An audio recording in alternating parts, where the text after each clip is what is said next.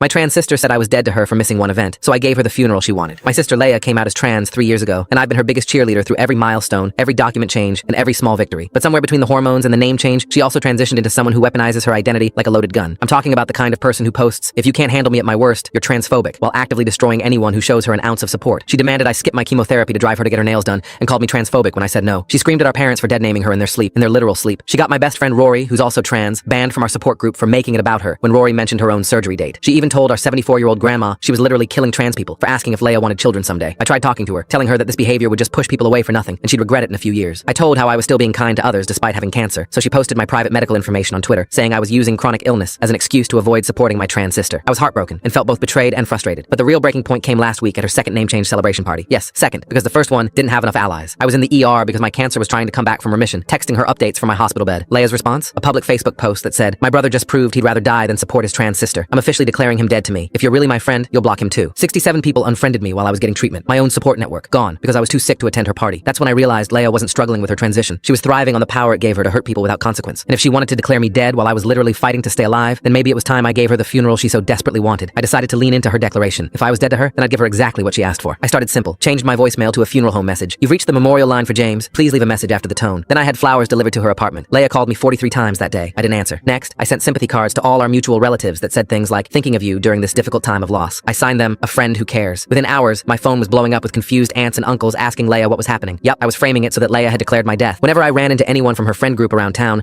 I'd mention casually that I was planning a celebration of life for myself. Since Leia declared me dead, I figured I should honor her wishes, I'd say with a sad smile. It's what she wanted. Word spread fast. People started asking Leia about the service. She tried explaining that I wasn't actually dead, but that made her look even worse. "So you lied about your brother dying?" they'd ask. That's really messed up, Leia. The masterpiece came together when I scheduled my funeral for the same day as her third name change party. Oh yes, she'd planned a third one. I rented the community center across the street from her venue, put up a big sign, "Celebration of life for James' beloved brother." Even hired a friend to play somber piano music that could be heard from her party space. I invited everyone with a simple message. Leia declared me dead to her on social media last week. Since she's made her wishes clear, I'm honoring them with a proper goodbye. Light refreshments will be served. The turnout was incredible. Turns out I wasn't the only one Leia had burned. Many relatives, and even Rory showed up. My parents came too, confused but supportive. Meanwhile, Leia's third party only had 8 attendees. She could see the crowd at my event through the windows. Every time someone left her party to come to mine, she got more frantic. She tried crashing my funeral, screaming about transphobia and manipulation, but Rory stood up and spoke the truth. "The only person being transphobic here is you, Leia. You use our community as a weapon. You hurt trans people who don't serve your ego. You declared your brother dead while he was in the hospital with cancer. We're here to mourn the relationship you killed." Leia left in tears. No one attacked her identity. They just refused to let her use it as a shield for cruelty anymore. The best part? She couldn't complain about it online without admitting she declared me dead first. She couldn't play victim without explaining why her cancer-stricken brother was holding a funeral for himself. She'd trapped herself in her own narrative. These days, Leia tells people I'm dramatic and petty, but she stopped weaponizing her identity. She stopped declaring people dead when they couldn't serve her needs. And whenever she sees white lilies, she remembers the funeral she asked for and received.